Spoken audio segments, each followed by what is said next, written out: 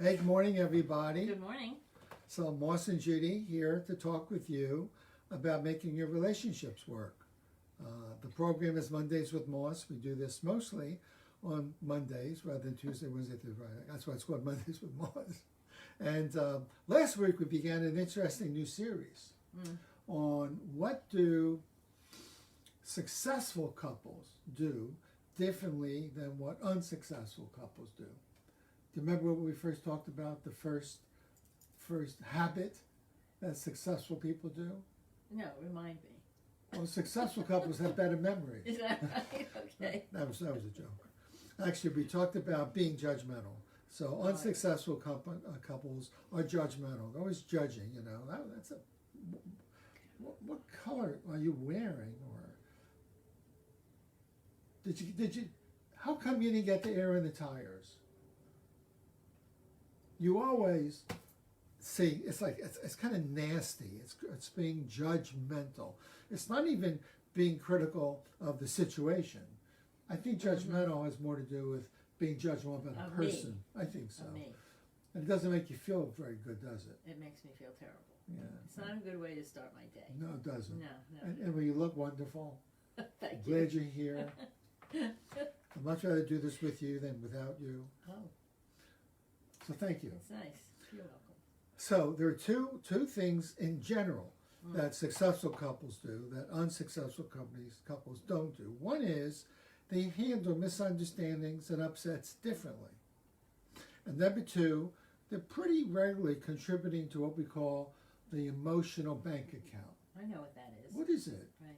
It's when I invest in my relationship with you by doing things that you like, things that you feel are positive, Okay, good. enhancing of our relationships, appreciative of you. You like that a lot. Yeah, yeah. So it's being able to show fondness, appreciation. Sometimes it's acts of service. Sometimes it's purchasing gifts. Sometimes it's expressions of affection. Sometimes it's expressions of approval. I like your hair today. Looks Thank you. really good, really good. Appreciate I really enjoyed our time over the weekend in New York. Wasn't that fun? A lot of We had fun. a very good time in New York. That's a very simple way that we can show we're interested in each other. Because so easily we can get caught up in the everyday details of the crappiness of life. You know, like we're moving our offices on December 28th from Ardmore to Rosemont. And we've been here really a very, very long time. So it's easy during these times of anxiety and stress to say stupid things like, so have you done anything yet about the keys? What are you talking about? Well, you know, there's a lot to be done here in preparing for a move. You sound aggravated. See, it's anxiety. But Judy, rather than getting defensive, says to me, you sound aggravated, which I probably will be over the next couple weeks. So anyway, the topic is how to stand up for yourself. How to stand up for yourself without putting your partner down. Because very easily, Judy, when someone is judging or being critical, we want to respond or react in a, oh yeah, well how about you? You criticize me, then I criticize you. Well, that makes sense, because if you criticize me, then I feel like you're attacking me. Right. So I'm going to either defend myself, or I'm just going to want to have nothing to do with you. Yeah, right. You know, according to Brent Atkinson, where I got this information, and he was looking at the research over successful marital couples and unsuccessful over the last decade. And the figure he came up with was over 70% of the arguments, put downs, and criticisms and judgments that unsuccessful couples do that lead to divorce have nothing to do with what's right, who's wrong. They're just differences of opinion and preferences. I see. So it's all those grays. Yeah. Right? We live in a lot of gray. Yeah.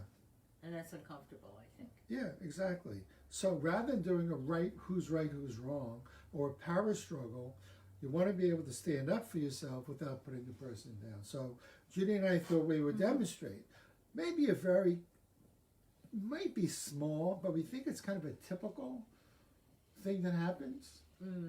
You know, like like what's a good one, do you think? Well, I think a good one that happens with some regularity Yeah. is the dishwasher. The dishwasher. Dishwasher. Of course, the Right. dishwasher. Right. If we're lucky enough to have a dishwasher, Okay. one that's not a person, but Okay. a machine. Okay? Oh, like a machine actually. Right. Which means I you gotta put the things in the dishwasher. In the dishwasher. And, Yes. you know, many of us feel, I put myself in that group, many of us feel there is a right way and a wrong way to put things in the dishwasher. Oh, there's a Or right a way. better way and Oh. not such a good way. Oh, okay. I'll put it that way. That's a little bit more gentle. Okay, so let's give an example of what's a poor way, like a right, wrong, power struggle way of dealing with it. Let's say I put the silverware and the dishes, which I don't mind doing. I like cleaning up the kitchen. So you come downstairs, Right. open up the dishwasher, and I see that you have put the things in the dishwasher, in my mind, okay, not correctly. Not the best way. Okay, Not the most efficient way. Okay. Not the way that I think the dishes will get the cleanest. okay. And you might say if you're doing it badly. If I'm doing it badly, I might exclaim, Moss, what have you done? You put these things in and they're a mess. It's not going to get clean. Like, what are you thinking? Now just notice how I'm going to handle this. Mm.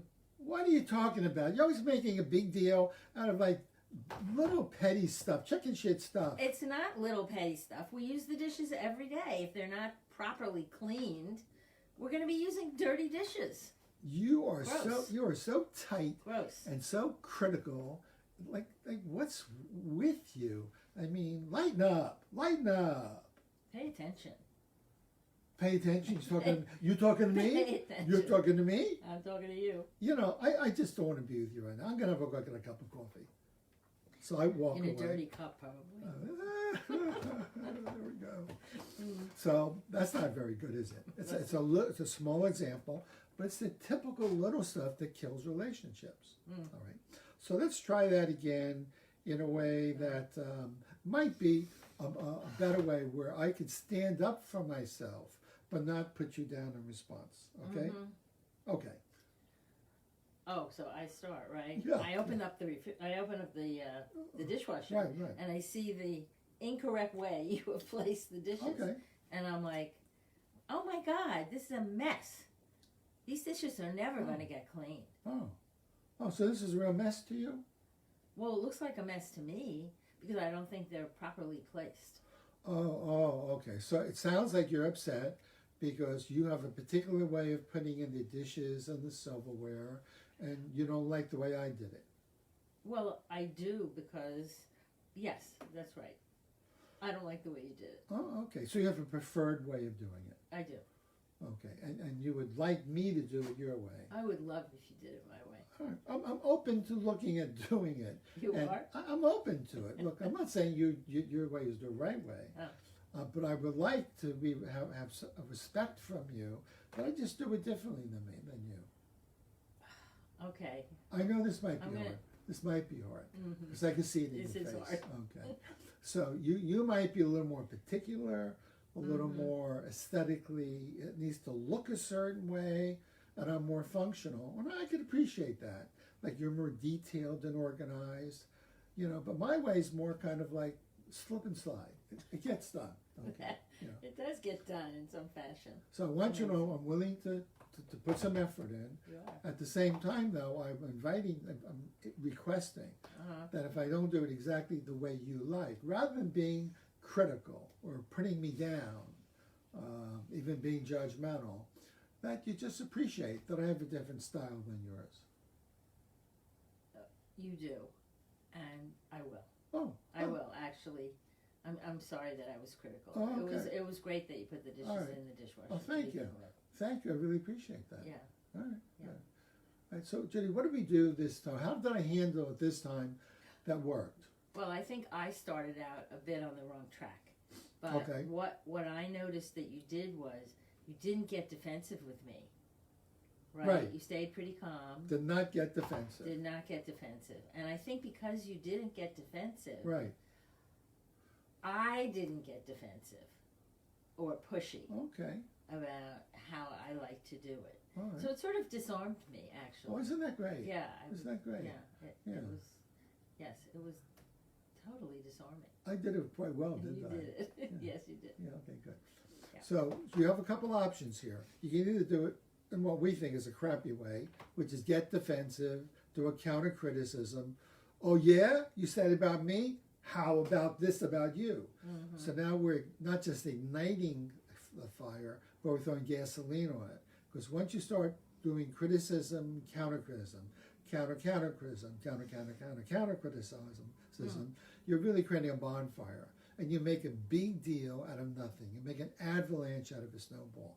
So this is just a little snowball. It's a small one. But if you're able to catch your breath and appreciate that sometimes people, Judy here, might be upset, but she doesn't express the upset, hey, in a soft approach way. We might want to talk about that too. A soft approach versus a hard approach. Because I felt when you first started to talk to me, it was kind of a hard approach. I think it was. What would be a soft approach, you think? Soft starter. Oh, something soft starter.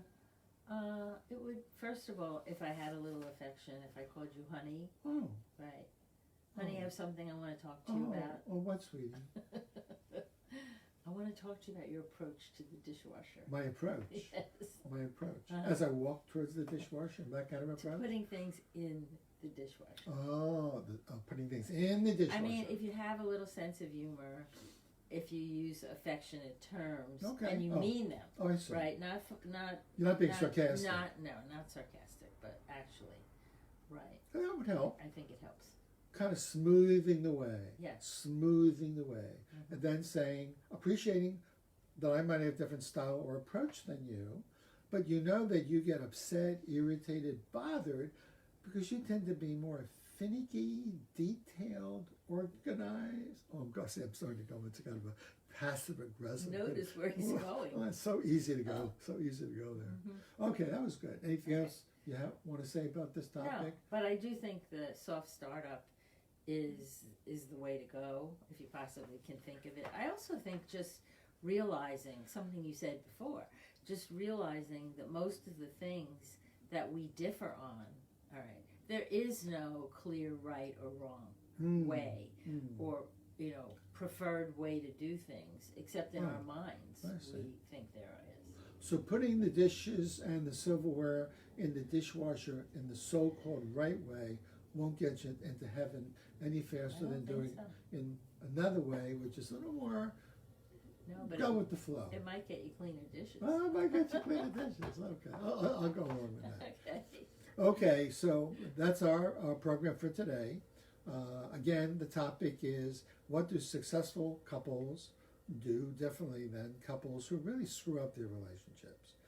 So we're moving into two things. We're moving soon from our Ardmore office to a Rosemont office. We're not going out of practice. We can continue to practice. And it's also the holiday season. So we're going to stop for the program for 2021 with this. And we'll pick up in January after the New Year's. In the meantime, we wish you a very happy holiday. Hope your relationships and what goes on with dishwasher, groceries, whatever, being with your parents, being with your grandparents, having your kids come to visit you. These are all opportunities to screw things up. But we wish you a very happy holiday, and we'll see you after the New Year. Enjoy your holiday, everyone. Bye bye. Bye bye. Bye bye. Bye bye.